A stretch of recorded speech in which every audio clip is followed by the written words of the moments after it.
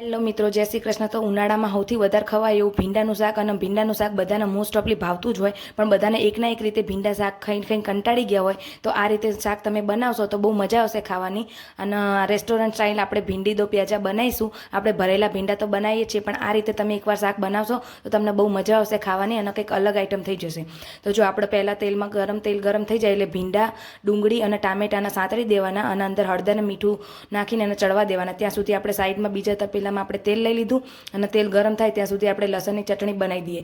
એમાં લસણ, મરચું અને હળદર અને ગરમ મસાલો નાખી દેવાનો અને ચટણી બનાવી દેવાની। હવે તેલ ગરમ થઈ ગયું તો આપણે હવે રહી જીરાનો વઘાર કરીને અને ડુંગળીને સાતરી દેશું, અને ગ્રેવી કરવાની આપણે સાઈડમાં બીજા તપેલામાં।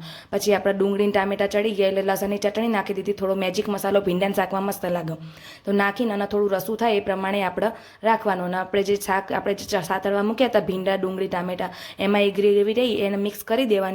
બહુ મસ્ત લાગશે અને અલગ શાક બનશે તમારા, અને તમારા છોકરાઓ હોંશે હોંશે ખાશે, અને બધાનો અલગ આઈટમ થઈ જશે। કેમ કે ઉનાળામાં ભીંડાનું શાક બીજું શાક કંઈ ભાવતું ના હોય એટલે ભીંડા જ ખાઈએ, પણ ભીંડા ખાવાના આ રીતે અલગ રીતે બનાવશો તો તમારા આઈટમ પણ નવી થઈ જશે। અને તમારે પૂરી જોડે ખાવું હોય તોય, પરોઠા ખાવા હોય તોય, મને તો ભાઈ રોટલી ભાવે, અમારા ઘરમાં પૂરી બધાને ઓછું, ઉનાળામાં ઓછી ભાવે પૂરી તળેલું।